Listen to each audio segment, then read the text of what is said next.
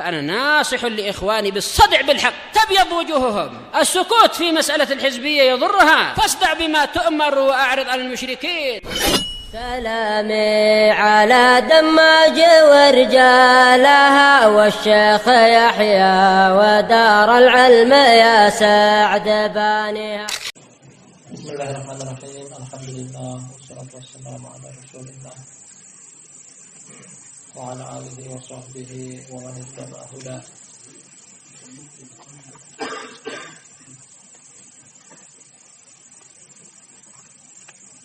Amma ba'du, ikhwan fillah wa akhwat fillah. Kita melanjutkan kembali kajian kita dari kitab Al-Jur'an Al-Hadith.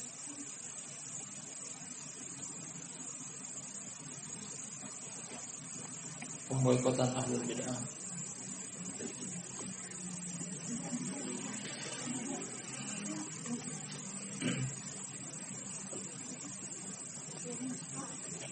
Sebuah tulisan dari Syekh Muhammad bin rahimahullah ta'ala. Kita akan lanjutkan pada pembahasan yang ke-8,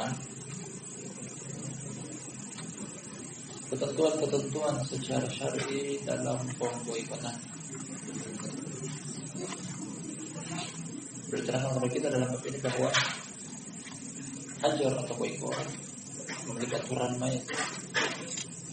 Semua ibadah-ibadah yang memiliki syarat diterima oleh Allah Subhanahu wa taala, ikhlas dan utama. Panjang dan lebar beliau menceritakan tentang mutaba'ah, bagaimana Rasulullah sallallahu alaihi wasallam praktik beliau dalam memboikot. Kemudian dari praktik tersebut beliau simpulkan pada judul bab ini tentang tata cara dan laksana atau aturan main dalam memboikot. Pada pertemuan malam terakhir dari kajian Hajrul Mubtadi', dua pembahasan penting beliau terangkan kepada kita. Kita akan jaga kesimpulan di antaranya adalah bahwa aturan main dalam pemboikotan dibedakan juga dalam hal seseorang itu terus-menerus melakukan amalan maksiat atau kebid'ahan, atau melakukan hanya sekali-kali saja. Beliau mengatakan dari dua latar belakang ini dibedakan juga dalam pelaksanaan pemboikotan. Kita sebutkan kaidah dari Ibnu Abbas radhiyallahu anhu bahwa la saghirata ma'al israr wa la kabirata ma'al istighfar. Tidak dianggap dosa kecil apabila dilakukan terus-menerus, tidak dianggap dosa besar apabila dilakukan sekali kemudian bertobat. Maksud dari kaidah ini bahwasanya meskipun dosa tersebut bernilai kecil berdasarkan pembagian ada dosa besar ada dosa kecil, meskipun bobot dosa tersebut kecil, tapi ketika dilakukan terus-menerus bisa menjadi besar. Karena terdapat unsur menyepelekan dosa, menganggap remeh dosa. Sedangkan dosa besar,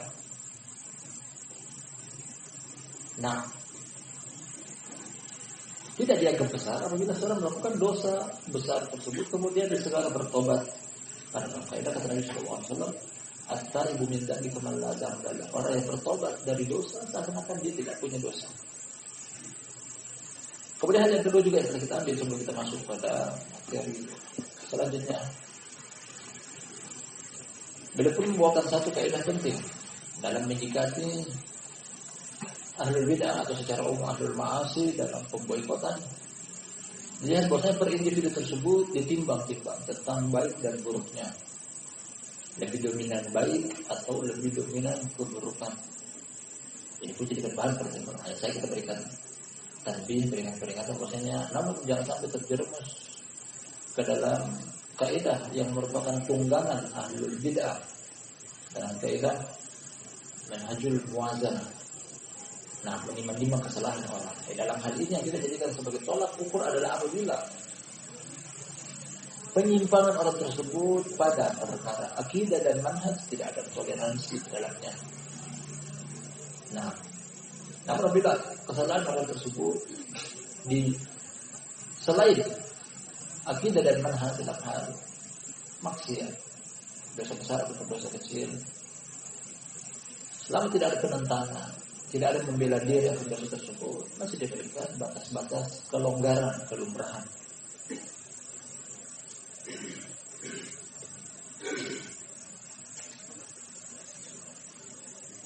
Kita lanjutkan yang berikutnya, masih penyebutan tentang maslahat dan mafsadat dalam menyikapi ahlul bid'ah dalam pemboikotan. Kata Syekh Bakar Abu Zaid rahimahullah ta'ala, wa farqun baina 'alimin tasharrabat nafsu bil bid'ah lakinnahu lam yakhtalif bi ulama'i ahli sunnati wa lam yattaqi anhum wa baina 'alimin talaqqa 'anil mubtadi'ah fanalat minhu manalan thumma khalata ahli sunnati wa ulama'ahum wa jawarahum muddatan bimithliha yahsulu bi raddil yaqini bal yakunu asharahum asharati sinin thumma huwa yabqa ala masharibihi al-bid'iyyah ya'maluha wa yad'u ilaiha wa yusirru 'alaiha fa hadha qamat 'alaihi al-hujjah akthar wastabanat lahu al-mahajjatu fama absar fa huwa min a'zami khalqillahi fujuran wa ghaidan 'ala ahli sunnah. Sebelum masuk ke perincian berikutnya, kita artikan satu alinea ini kata beliau. Nah, titik perbedaan juga fokus pada perkataan beliau antara dua pihak. Yang pertama adalah seorang alim, namun tergelincir dalam permasalahan kebid'ahan. Sebenarnya posisinya beliau akan gambarkan kalau kita dua orang alim. Satunya alim terjerumus ke dalam permasalahan kebid'ahan. Keterangan lainnya, keterangan lanjutnya bahwasanya namun alim ini tidak pernah bergabung dengan ulama ahlus sunnah, tidak pernah menimba ilmu dari mereka. Jadi latar belakang ini sebenarnya, bukan ahlus sunnah. Jadi bisa dibilang ahlul bid'ah, terjerumus ke dalam kebid'ahan. Pada sisi lain, pihak yang kedua, seorang alim, sama ya, tadi alim ini juga alim, menimba ilmu dari ahlul bid'ah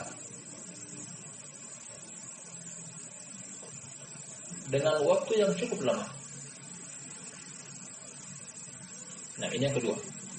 Yang kedua alim, dia menimba ilmu dari ahlul bid'ah cukup lama waktunya, bukan sebentar. Kemudian dia pun sempat duduk dengan ahlus sunnah, belajar dari ulama ahlus sunnah, bergabung dengan ahlus sunnah juga dengan cukup waktu yang lama.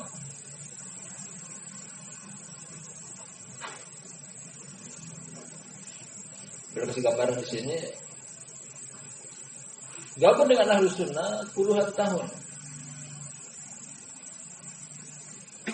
Kemudian orang ini, yang kedua ini, nanti kita simpulkan di akhir. Kemudian yang kedua tadi, aslinya dari ahlul bid'ah, belajar dari ahlul bid'ah. Kemudian sempat duduk dengan ahlus sunnah, juga ada waktu yang cukup lama. Namun dia masih tetap berada di atas kebid'ahannya dia. Tetap berada di atas kebid'ahannya dia. Mengamalkannya, menyeru kepadanya, bahkan dikenal terus-menerus di atas kebid'ahan tersebut. Yang ini, kata penulis, kata Syekh Bakar Abu Zaid rahimahullah ta'ala, telah tegak hujjah padanya. Telah tegak hujjah. Maksud beliau dalam bab ini bahwasanya bab seperti itu perlu kita tabayun. Ingin memvonis langsung silahkan. Karena tanpa dijelaskan pun orang ini sebenarnya sudah punya fondasi tentang ahlus sunnah seperti apa. Karena dia pernah duduk dengan ulama ahlus sunnah. Orang seperti ini tidak perlu lagi tabayun. Barakallahu fiik. Sudah tahu ilmunya.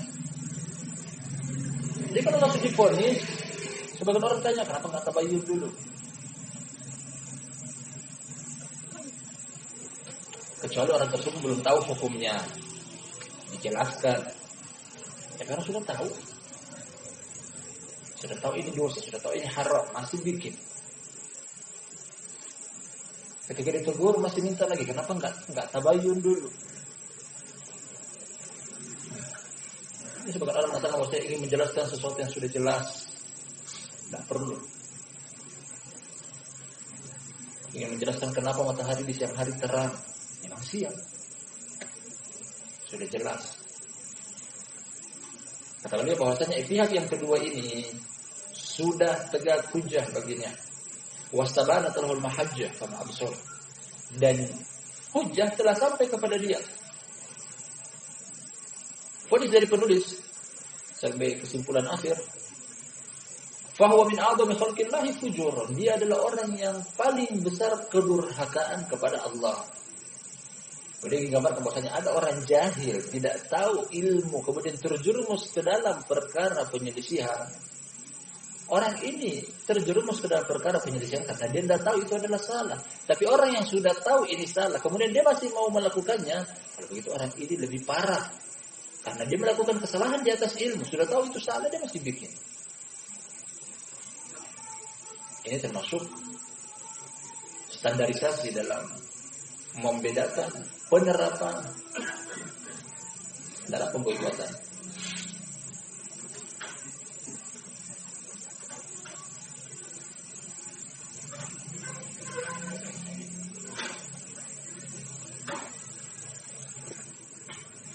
Orang seperti begini sebenarnya, nah, mau dikasih kelonggaran entah bagaimana, kita sudah punya kaidah bahwasanya kalau maksiat tinggal, kalau gimana? Beri aku waktu, aku belum bisa tinggalkan. Entah bagaimana caranya menjelaskan kepada orang seperti ini. Sudah tahu maksiat, berikan aku waktu. Waktu sampai kapan? Tunggu malaikat maut datang. Makanya kalau di sini fahuwa min a'zami khalqillahi fujuran. Jadi yang kedua tadi, orang ini termasuk orang yang paling besar kedurhakaan kepada Allah Subhanahu wa taala. Wa ghaidun ala ahli sunnah. Dan termasuk orang yang paling besar kebencian mereka kepada ahli sunnah. Kita lagi sebelum kita masuk pada kesimpulan akhir dari penulis tentang satu poin ini. Ada dua jenis orang. Yang beliau maksudkan adalah orang alim. Yang satunya orang alim, dia dari kalangan ahlul bid'ah. Menimba ilmu dari mereka, terjerumus ke dalam perkara kebid'ahan. Satu. Kemudian yang kedua, alim. Nah, menimba ilmu dari ahlul bid'ah. Waktu yang cukup lama. Dia pun pernah bergabung dengan ahlu sunnah. Belajar dari ahlu sunnah. Waktu yang sama dengan dia belajar dari ahlul bid'ah. Nah, bagaimana cara menyikapi mereka? Sama-sama terjerumus ke dalam kebid'ahan. Kalau yang pernah duduk dengan ahlu sunnah kata penulis, tanpa perlu lagi tegakkan hujjah, karena hujjah sudah tegak. Jadi sudah tahu al-haq adalah hak, batil adalah batil. Langsung diponis boleh, silahkan. Dia sudah tahu. Tapi yang ahlu bid'ah tadi, karena dia belum tahu ini adalah sunnah yang membedakan diri dari bid'ah. Nah, yang ini masih butuh itu dijelaskan. Masih ada toleransi, adu argumen di dalamnya.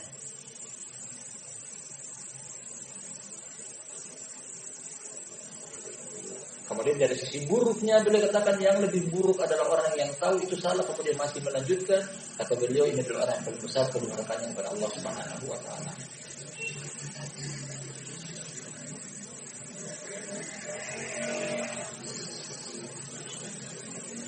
Hal seperti ini barakallahu fikum kalau kita mau tarik landasan hukum dalam bab seperti ini banyak hal dari Al-Qur'an. Seperti Allah Subhanahu wa taala, lam yakunil ladina kafaru min ahlil kitabi wal musyrikin munfakin hatta ta'tiyahumul bayyinah. Kata Allah Subhanahu wa taala, tidaklah ahlul kitab itu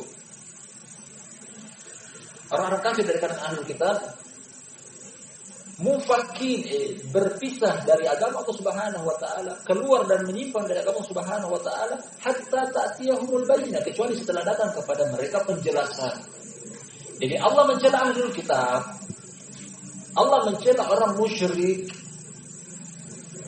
karena telah datang kepada mereka para pemberi peringatan. Makanya pantas untuk dicela. Orang musyrik datang kepada beliau Nabi sallallahu alaihi wasallam, datang kepada mereka Nabi kita Muhammad sallallahu alaihi wasallam. Ahlul kitab telah datang kepada mereka, kita puji mereka, para nabi mereka. Makanya ketika Allah cela mereka dengan seburuk cerahan karena sudah tegak punya kepada mereka. Lain dengan orang yang masih jahil, butuh untuk diterangkan, butuh untuk dijelaskan. Maka yang beda mendakwai orang yang baru masuk. Nah, mengenal Islam dan orang yang sudah lama mengenal Islam. Kalau sudah lama 10 tahun masih melakukan penjelisihan, ya tidak perlu lagi untuk bilang tegakkan dulu hujah. Tabayyun dulu, karena dia sudah lama. Barakallahu fiikum. Kita lanjutkan kata beliau masih pada alinea yang sama. Fal awwal fi ta'lifi qalbihi wa tawaddudihi lirruju' ila sunnati majal wa amma tsani fala wallah bal yata'ayyan hajruhu wa munabadatuhu wa ib'aduhu wa inzalul uqubati syar'iyyati lil mubtadi'ati alaih. Habis itu terangkan. Adapun yang pertama, masih besar harapan kita untuk menarik hatinya kembali kepada jalan yang sunnah, yang masih kemungkinan besar. Harapan besar kita terapkan kepada dia. Karena kenapa? Sebenarnya dia belum kenal sunnah, perkenalkan dulu.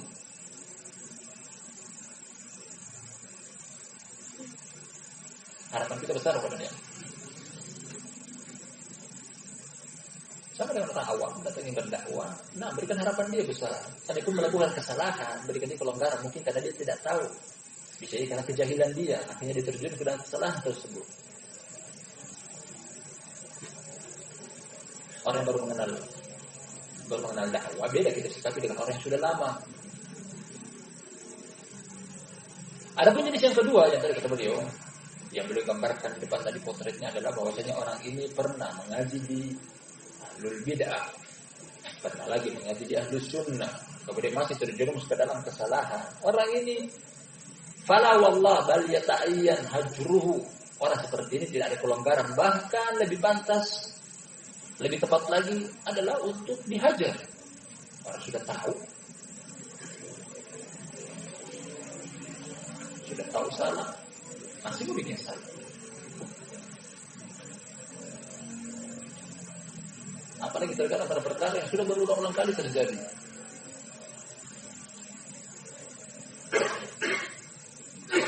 Ada dalam pepatah Arab mengatakan bahwasanya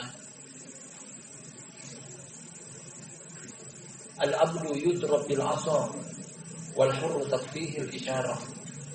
Ungkapan tentang orang ini dia dinilai orang merdeka waras atau tidak. Bunyi bait syair tersebut artinya budak dipukul dengan cambuk. Tapi orang merdeka cukup dengan isyarat. Ingin merubah sesuatu yang terjadi kesalahan pada dua pihak. Pertama budak, yang kedua orang merdeka.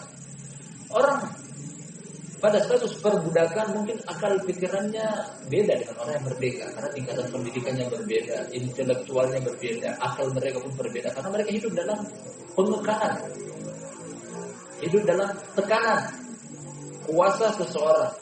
Makanya untuk memahamkan dia, pada kecil tersebut butuh mungkin untuk dipukul, dikerasi, dihardik. Tapi kalau orang yang merdeka tanpa ada tekanan, hidup merdeka, tidak ada tekanan, orang seperti ini cukup satu kali penjelasan, dia sepantasnya, sepatutnya untuk paham, karena dia berbeda dengan. Nah, ini mengajarkan kepada kita bahwasanya orang yang memiliki akal pikiran hendaknya satu kali tegur saja sudah berubah.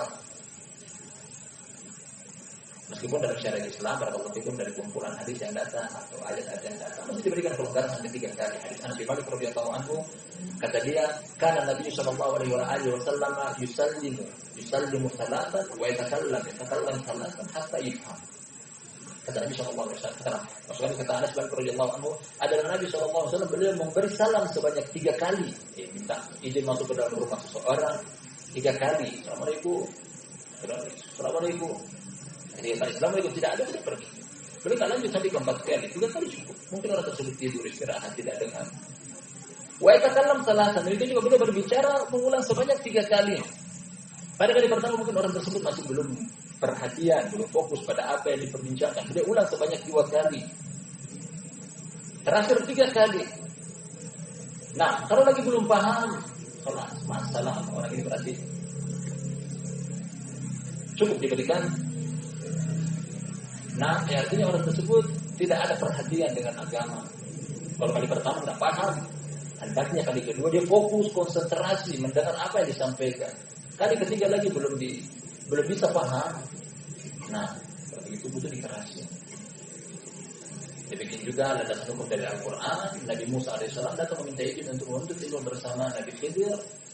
Kemudian Nabi Musa mengkritik sebanyak 3 kali. Dan itulah batasan terakhir dari seorang guru memberikan kelonggaran kepada murid yang salah. Kata Allah di sini, bal yata'ayyan hajruhu.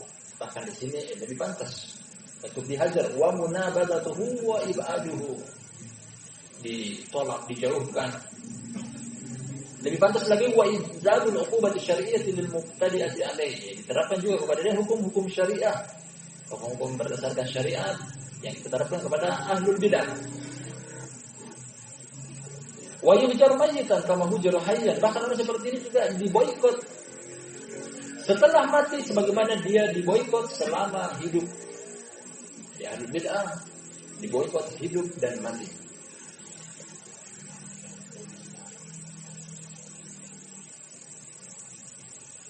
Fala yusalli ahlul khair alaihi wa la yushayyi'una janazatan.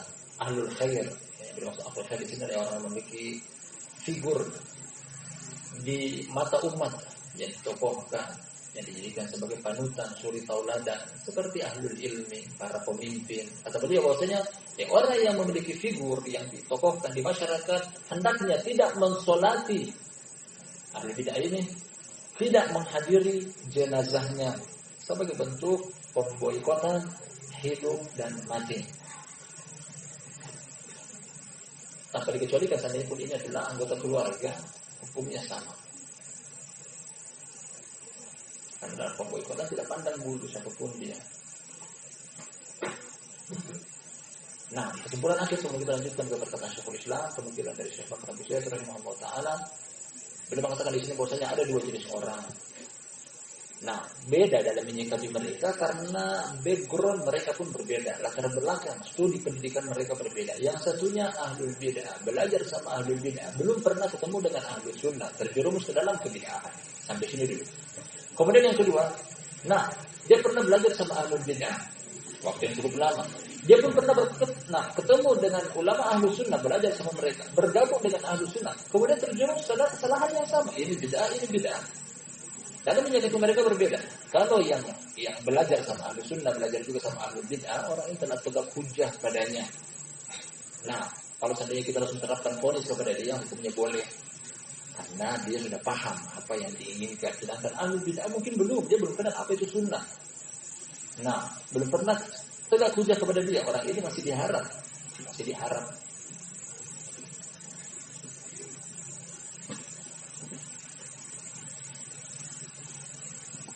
Kata beliau berikutnya, masih pada judul bab yang sama. Beliau katakan bahwa tidak ada penting, makanya boleh menarik nafas panjang dalamnya. Dalam tentang maslahat dan mafsadat dalam apa itu. Kata penulis Syekh Bakar Abu Zaid rahimahullah taala, qala Syekhul Islam Ibnu Taimiyah rahimahullah taala fi haqqi ba'd al-usati al-mudhihirin li fujurihim. Berkata Syekhul Islam Ibnu Taimiyah, semoga Allah taala merahmatinya, pada kepentingan sebagian pelaku maksiat yang menampakkan kedurhakaan mereka. Pelaku maksiat yang menampakkan maksiat mereka terang-terangan. Perkataan dari Syekhul Islam.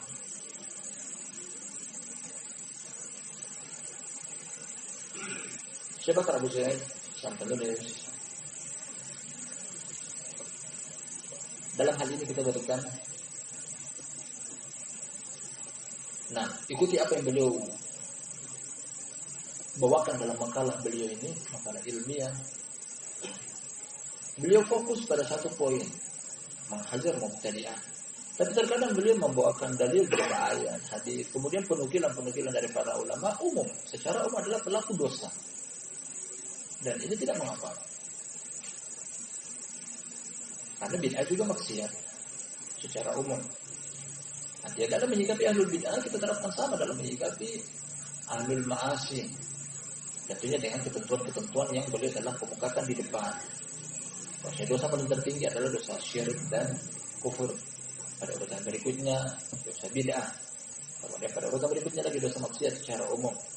Perhatikan, beliau kaji kepada kita hajrul mubtadi'. Tapi penukilan datang dari Syekhul Islam mengatakan fi haqqi ba'dil usatil mudhhirina li furujihim. Nah, kepentingan dalam memboikot ahlul maksiat yang menampakkan kemaksiatan mereka. Kita baca penukilannya. Wa amma idza adhara ar-rajulu al-munkarat wajib al-inkaru alaihi alaniyah. Kita artikan, adapun seseorang yang menampakkan kemungkaran, menampakkan kata penulis adharo, ya dia pamer, ditampilkan di halayak ramai, tidak sembunyi-sembunyi.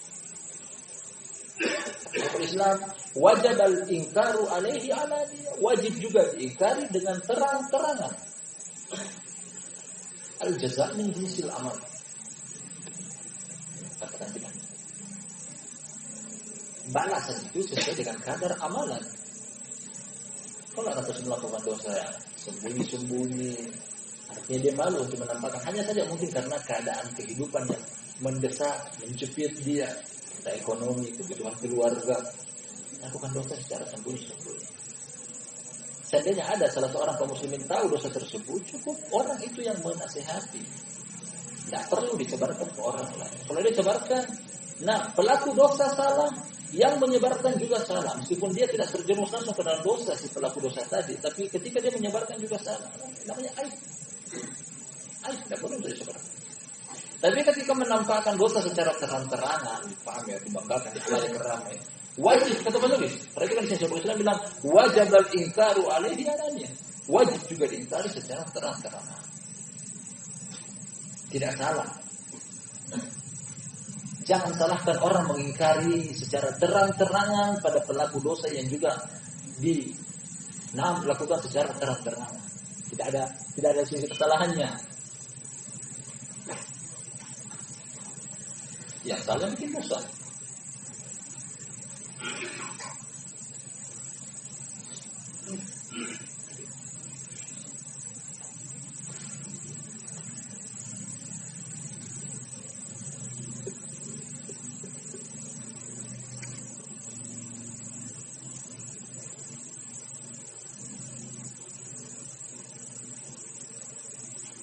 Kata penulis, walam yabqa lahu ghibah. Satu hal ini lagi. Beliau boleh untuk digibahi. Namun perhatikan, hanya satu kasus ini saja yang dia nampakkan secara terang-terangan. Kasus yang lain jangan. Artinya ini ketika diperbincangkan di halayak ramai bukan dianggap ghibah. Bukan dianggap ghibah. Boleh.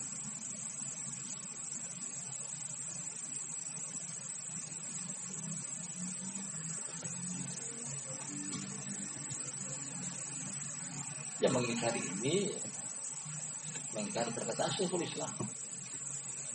Bahkan mengingkari dari kalau mengingkari landasan hukum, kata Nabi Shallallahu Alaihi Wasallam dalam satu hadis, "Kullu ummati mu'afa illal mujahirin." Setiap umatku terampuni dosanya kecuali yang melakukan dosa secara terang-terangan.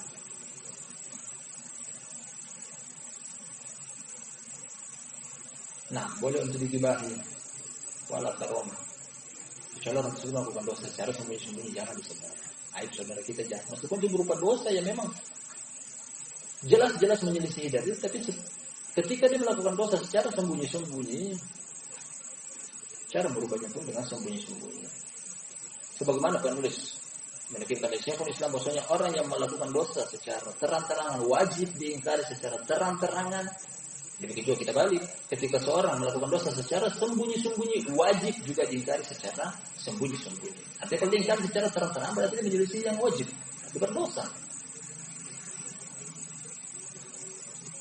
Kata Nabi sallallahu alaihi wasallam, "Ya ma'syara man amana bi lisanihi wa lam yadkhulul imanu fi qalbi."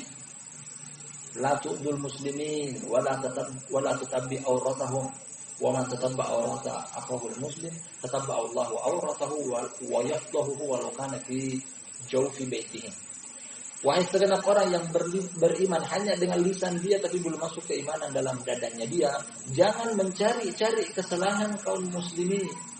Jangan membocorkan kesalahan kaum muslimin. Karena barang siapa yang mencari-cari, memata-matai kesalahan kaum muslimin, Allah pun akan mencari-cari dan mematai kesalahan dia. Dan barang siapa yang Allah mencari-cari kesalahan dia, Allah akan bocorkan rahasia dia meskipun dia melakukan di dalam rumah dia.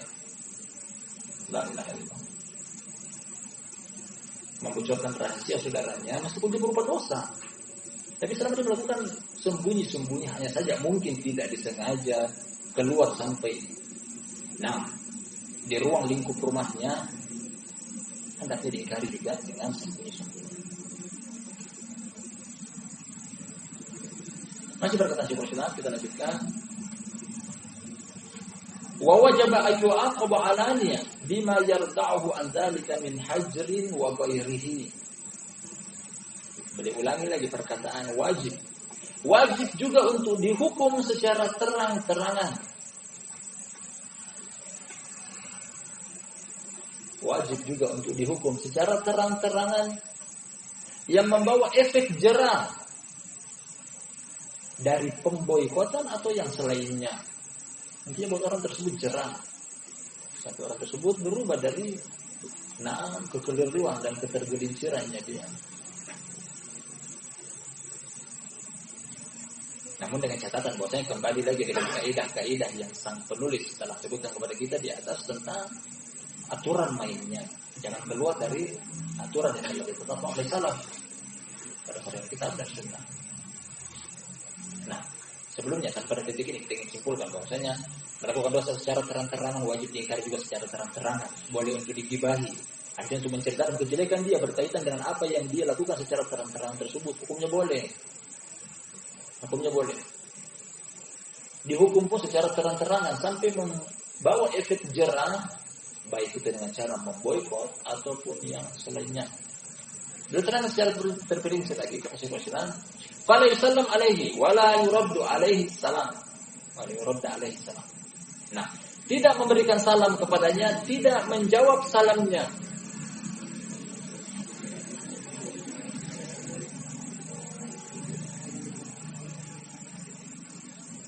Tidak memberikan salam kepadanya, tidak juga menjawab salamnya.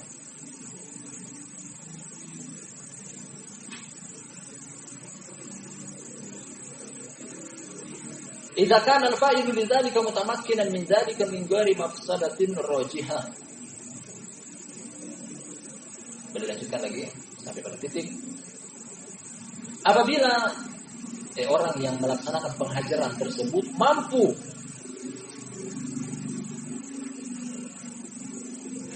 untuk melakukannya.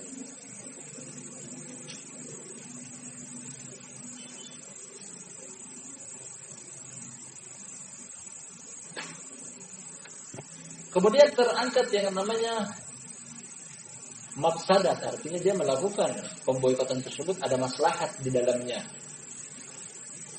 Ketika tiba-tiba maslahat dan mafsadat, ternyata mafsadatnya tidak ada. Jadi kalau begitu,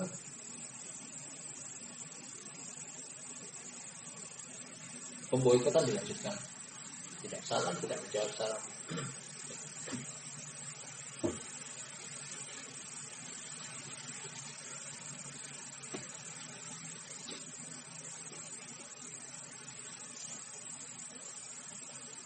Kemudian kita kembali ke depan tadi sebelum kita lanjutkan masih perkataan Syekhul Islam. Syekhul Islam tadi menunjukkan kepada kita ini tentang siapa pelaku kebid'ahan atau pelaku kemaksiatan. Dari depan tadi boleh dikatakan adalah pelaku kemaksiatan secara umum.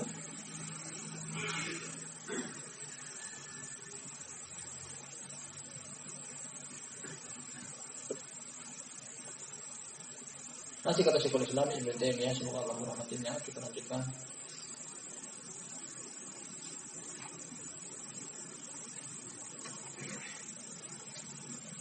Wa yanbaghi li ahli al-khairi wad-dini ay yahjuruhu mayyitan kama hajaruhu hayyan.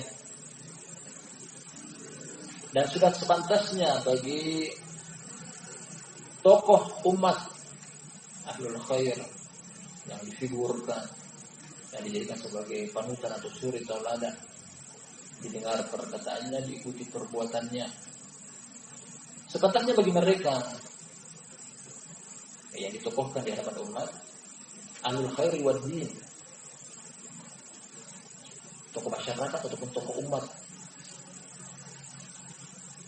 untuk menghajarnya, untuk menghajar pelaku maksiat tadi, hidup ataupun mati. Diboikot mati sebagaimana diboikot juga ketika hidup. Maksudnya diboikot mati, ketika dia mati tidak disolati, tidak dihadiri pemakaman jenazahnya, tidak didoakan kebaikan. Sudah membawakan contoh nantinya, kita akan baca di bawah. Seperti Nabi SAW meninggalkan sholat kepada sebagian orang yang terkadang membawa doror kepada kaum muslimin secara umum. Beliau meninggalkan sholat. Nabi SAW tidak mensolati seseorang yang meninggal dalam keadaan masih memiliki utang. Apalagi utang tersebut disepelekan, mampu untuk bayar tapi ditunda-tunda. Beliau tidak mensolati orang yang mati karena membunuh diri. Nah, ini maknanya boikot hidup dan mati. Ya, hidup ketika masih hidup diboikot, ketika mati artinya ketika mati tidak disolati, tidak dihadiri pemakaman jenazahnya. Idza kana fi dzalika kafun li amsalihi minal mujrimina fayatrukuna tashyi'a janazatihi. Apabila dalam perbuatan tersebut terdapat pembelajaran bagi orang yang masih hidup dari pelaku dosa yang sama. Ketika orang tersebut melakukan dosa, nah, kemudian dihajar dalam keadaan dia mati, orang yang masih hidup bisa mengambil pelajaran bahwa kalau aku mati juga akan diperlakukan oleh misalnya Nabi SAW dengan hal yang sama karena dosaku sama dengan orang yang mati tersebut. Akhirnya membuat orang tersebut terdapat efek jerah, dia pun meninggalkan dosanya. Buah hasil dari maslahat yang timbul dari hajar. Kan demikian. Ini maslahat hajarnya ada. Tapi setiap dosa didiamkan, dibiarkan terus melakukan dosa, padahal kita mampu untuk menghajarnya, akan membuat orang seluruh orang akan melakukan dosa di hadapan mata kita. Orang ini tidak ada pengingkaran, bikin. Nah, jadi maksud dari penulis bahwasanya ada efek jerah ketika menghajar baik itu hidup ataupun mati, atau membuat orang yang masih hidup pada perbuatan yang sama dari kemaksiatan akan tertegur. Misalnya nanti kalau aku mati, dan aku tidak akan disolati oleh ahlul khair tersebut. Kama tarakan Nabi sallallahu alaihi wasallam ala ghairi wahid bin ahlil jaraim. Sebagaimana Nabi sallallahu alaihi wasallam beliau meninggalkan untuk mensolati atau menghadiri pemakaman jenazah kepada para pelaku dosa di zaman tersebut. Tadi kita contohkan terkadang beliau tidak mensolati orang yang membunuh dirinya. Beliau meninggalkan mensolati orang yang meninggal masih menyisakan utang. Namun ini tidak pada setiap kasus utang piutang. Pada sebagian kasus utang piutang karena orang tersebut menyepelekan. Dia mampu untuk membayar namun dia menunda. Tidak lain dengan orang yang memang terdesak karena Nabi SAW sendiri dengan salah dalam riwayat Imam Bukhari dan Muslim, beliau meninggal dunia karena masih menyisakan utang 60 sok tepung di tangan seorang Yahudi. Utang dengan jaminan digadai. Yang beliau jadikan sebagai bahan gadaian adalah baju perang beliau. Ya, yang setidaknya tidak dibayar. Baju tersebut berpindah tangan menjadi pemilik utang. Nah, beliau meninggalkan sholat kepada sebagian pelaku dosa. Jadi diboikot hidup dan mati.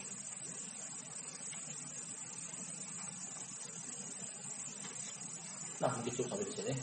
Sampai pada titik ini masih berlanjut tentang Syekhul Islam. 3 atau 4 baris insya Allah kita akan baca pada lain kesempatan. Wallahu ta'ala alam bishawab. Mudah-mudahan bermanfaat atas kehadirannya, lebih dan kurangnya mohon dimaafkan sebesar-besarnya. Kita akhiri subhanallah wa bihamdihi asyhadu an la ilaha illa anta astaghfiruka wa atubu ilaik.